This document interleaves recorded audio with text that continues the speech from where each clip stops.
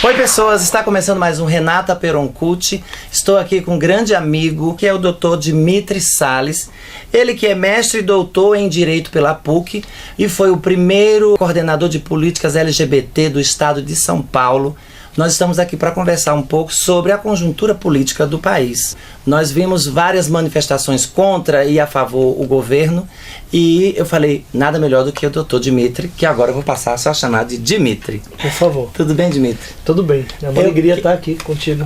Obrigado, querido. Eu queria saber o seguinte, essa coisa dessas manifestações, isso é legal? É legal e é importante para a democracia.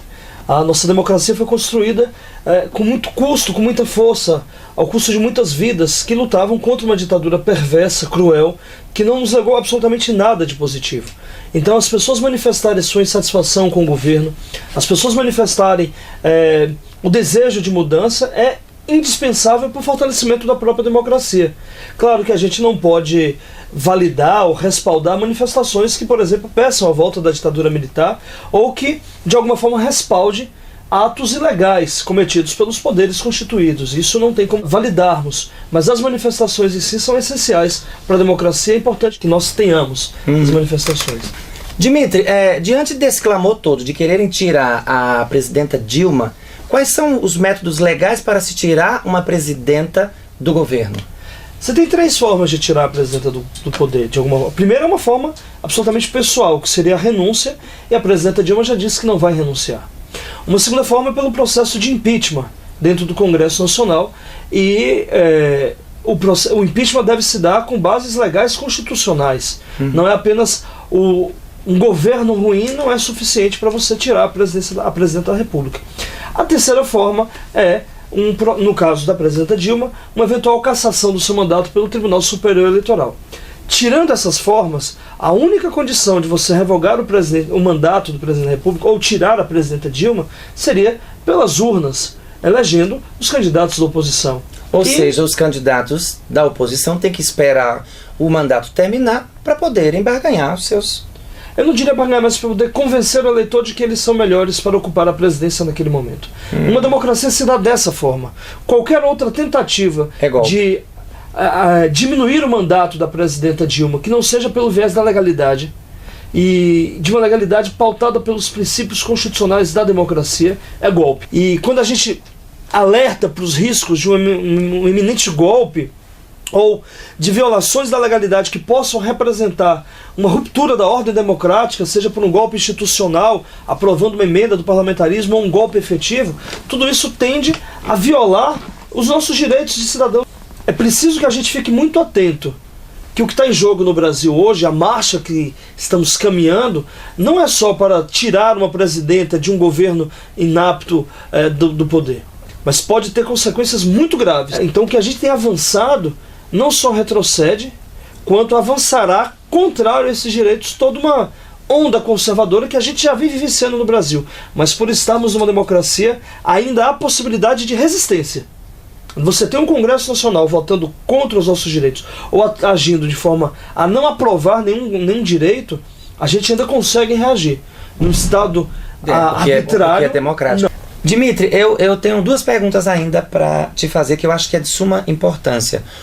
A primeira é, o Eduardo Cunha foi denunciado por diversas vezes, com várias denúncias, com provas inclusive. Sim. E por que com ele está sendo diferente, como foi com o Lula, que assim, mesmo sem prova nenhuma, já quiseram prender, já levaram ele para depor? Qual é a diferença dessas duas? A diferença está no jogo político. O Eduardo Cunha é o presidente da Câmara, tem muitos deputados que dependem dele, que dependeram inclusive dele para serem eleitos. Você tem um jogo sórdido dentro do Congresso Nacional que de alguma forma engessa a política nacional. A diferença está no jogo político. Eu espero que o Eduardo Cunha caia, e eu espero mais ainda que ele seja preso. Eu também, viu, gente? Aqui para nós. E que não demore. Porque a atuação dele diante da Câmara não só envergonha a política nacional, envergonha o jogo democrático, como tem atravancado os avanços que o Brasil tanto necessita em diversas áreas, inclusive na garantia de direitos. O que isso pode influenciar para o movimento LGBT, ou positivo ou negativamente? A presença do Eduardo Cunha ela é nefasta para o movimento de direitos humanos como um todo e para o movimento LGBT. Nos 6 primeiros meses da presidência do Eduardo Cunha à frente da Câmara, nós tivemos retrocessos em direitos que foram conquistados ao longo de 30 anos de redemocratização. Retrocessos significativos.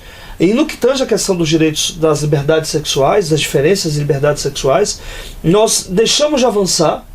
Não se aprova nenhuma garantia em favor da população LGBTI e ao mesmo tempo você tem um fortalecimento dos setores mais conservadores e reacionários dentro do Congresso Nacional. As bancadas fundamentalistas que, em nome de uma causa religiosa, passam a atuar para defender interesses próprios, interesses políticos e econômicos. Então nós temos um momento muito delicado na história do Brasil, o acirramento da crise política envolvendo o governo central, dentro do Poder Executivo.